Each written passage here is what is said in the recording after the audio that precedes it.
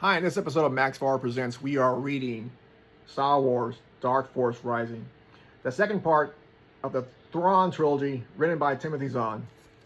Now, this one here, this does exactly what a second book in a three-part series should do.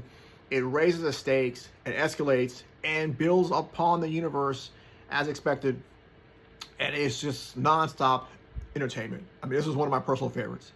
While I like Heir of the Empire, the first one, this one here takes it to a whole new level. Now, in short, we have a couple of main storylines here. Two that stand out for me are Luke and Leia. Leia, she goes out there and she realizes that there are species in the galaxy, one in particular called the Nogri, that revere her father, Darth Vader, as their savior. So Leia is unpacking the legacy of being the daughter of the notorious Sith Lord, Darth Vader. Now, that was something here that I really wanted to see, and I'm glad they explored. And I like the fact that Leia, while she's unpacking the fact that Darth Vader was her father, she's able to point out to the Nogri that, yeah, Vader was not the savior they thought he was, but they still treat Leia in that respect because of the fact that she is his daughter and the fact that she revealed the truth, and she just wins their loyalty. I mean, it's an amazing story arc, but you got to read it for yourself. The other one here is Luke.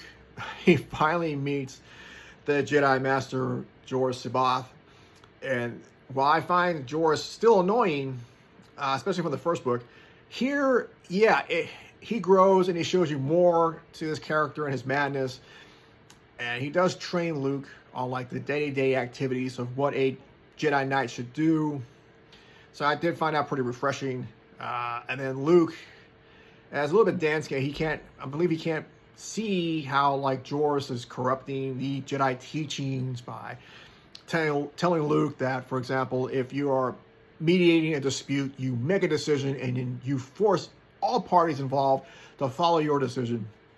I mean, that should have been a huge red flag there, but of course, thankfully, Mara Jade's around to save Luke's bacon, and it won't be the last time she does that. So if you didn't fall in love with Mara Jade in the first book, this one here, oh yeah. I mean, she shows you all sides of her character.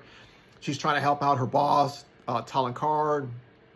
She's saving Luke here. I mean, she really comes to her own while grappling with that final command from the Emperor that she's got to kill Luke Skywalker. So, I mean, this is amazing. Now, speaking of villains, Thrawn's in this book as well, and he is trying to get his hands on a Clone War era fleet that he can use to enhance his forces to continue his campaign to retake the galaxy from the New Republic. Now, this book was written before George Lucas made the prequel trilogy and the Clone Wars series as we know it, so it has a bit of a different texture and flavor, but it's still the same, even if you put in the modern Clone War context to the story. It only makes it better. So what I would definitely suggest is that this one here is one you cannot miss. I highly recommend it. This book here, I give it a 5 out of 5 because of the action, the pacing. Well, yes, it still has some areas that do kind of drag, but it's not as bad as the first one. And the fact that we go to new directions and we raise the stakes, this will make this exciting. So 5 out of 5, highly recommend it, but don't take my word for it. Read it for yourself.